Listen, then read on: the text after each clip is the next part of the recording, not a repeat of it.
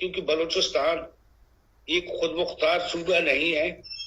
وہ ایک مفتوحہ علاقہ ہے، اور یہ دنیا کا دستور ہے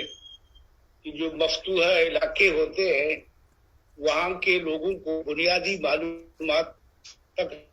تو کہ آپ نے کہا کہ سندھ کا ہوا، سندھ کا مسئلہ تو ضیاء سے شروع ہوا اور بعد میں کسی وقت ڈیل ہو گئی اور بلوچستان اس سے محروم ہے۔ اور جو آپ نے کہا کہ اس سے اگر ریفائنری لگے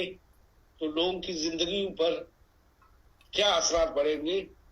بڑی بزرگ لوگ ہیں جو مفتوحہ لوگ ہیں، مفتوحہ علاقے لوگوں کی زندگی پر اس طرح کے منصوبوں سے کوئی اثر نہیں پڑتا، کیونکہ وہ بلوچستان کے وسائل کو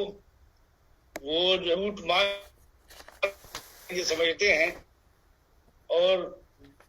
باقی سرکار کا جو سلوک ہے پاکستان کے لوگوں کے ساتھ وہ بالکل ایسٹ انڈیا کمپنی کی طرح ہے۔